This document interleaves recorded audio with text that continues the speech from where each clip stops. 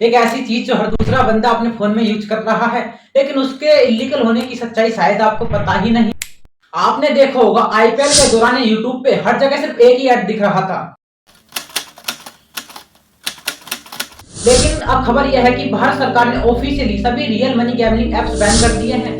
आखिर यह डिसीजन क्यों लिया गया और इसका इम्पैक्ट स्टूडेंट्स, यूथ और हमारे क्रिकेटर्स पर क्या पड़ने वाला है, और जो सेलिब्रिटीज इन एप्स को प्रमोट करते थे अब उनकी क्या जिम्मेदारी बनती है, आइए समझते हैं इस वीडियो में।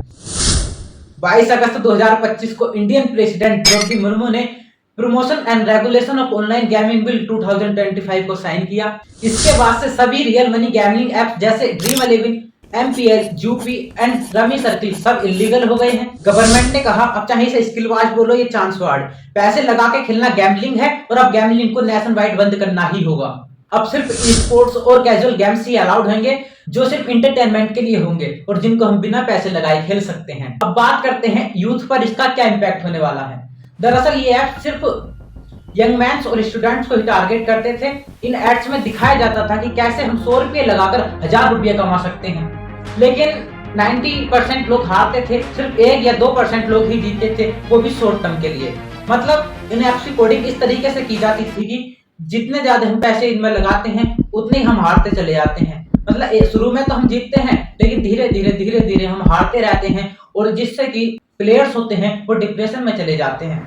इस वजह से स्टूडेंट्स की पढ़ाई डिस्टर्ब होती थी, फैमिलीज का पैसा बर्बाद हो रहा था और मेंटल हेल्थ इश्यू बहुत ज्यादा बढ़ रहे थे। एडिक्शन इतनी स्ट्रॉन्ग थी कि कुछ लोग डेब्ट में चले गए, लोन लिया और कुछ ने तो अपनी जान तक दे दी। सबसे ज्यादा डेंजरस था इसका क्रिकेट से कनेक्शन।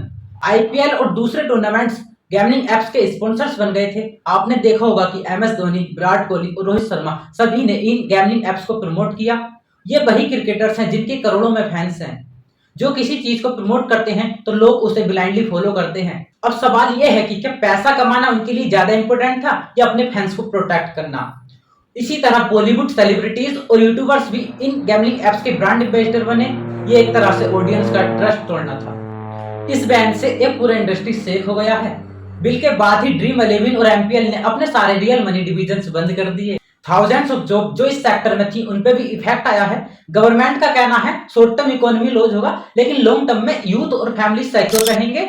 और सही बात भी है, क्योंकि ये पैसा प्रोडक्टिव इकोनॉमी में जाने की बजाय गैम्बलिंग एप्स के कॉफर्स में जा रहा था।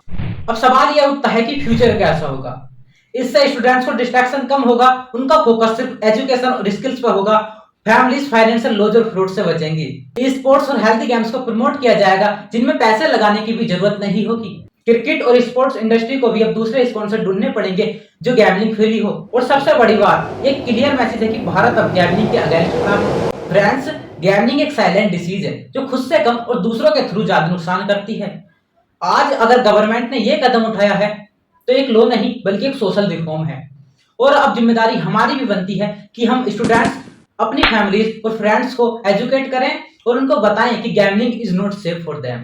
सोचकर देखिए, कल तक आप गैम्बलिंग एप्स के थ्रू अपना पैसा बर्बाद कर रहे थे जो किसी क्रिकेटर या सेलिब्रिटी की लग्जरी कार बन रहा था, लेकिन अब वक्त आ गया है उन्हें एक्सपोज करने का। मैं हूं शिवम और यह थी आज की कहानी भारत के नए फैसले की, gambling apps band in India.